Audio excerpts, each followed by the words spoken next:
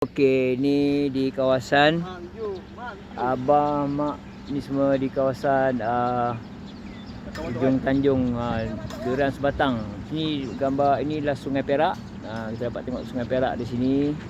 Sungai Perak. Sungai Perak di belakang tu dia, Teluk Intan. Sungai Perak. Ni dulu di belakang ni nampak tapak hospital. Tapak hospital lama. Jadi kita nampak kawasan ni.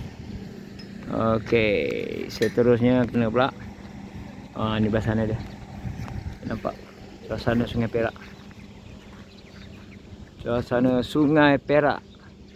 Sungai Perak tu dia, selamat Sungai Perak dataran GPS. Ni semua baru buat, ada laluan di tepi. Kita tengok macam mana keadaan Sungai Perak sekarang. Sungai Perak. Dengan katanya dah ada cruise. Dah ada cruise. Oh, tu ada sampan. Nanti ke sana.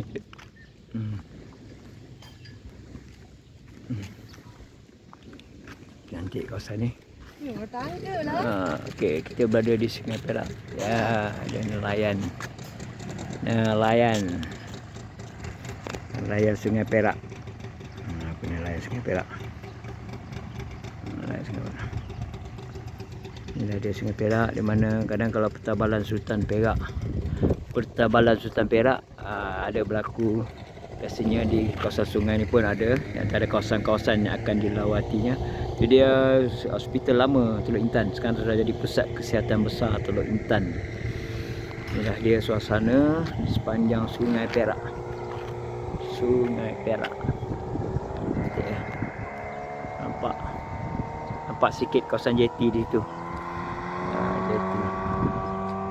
Okey, itu saja. Kat ini Kemal mana? Itu driver. Ada tangga, Mal. Driver Muhammad Ikmal Shah. Kereta Ikuan kuning. Ya, okey.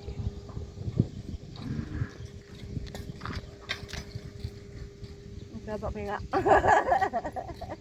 Sahabat Perak gomok-gomok. Kerabat Sultan Perak yang terpinggir. Memang tempat ni, tempat Tai Pusem. Tai Pusem pun di sini.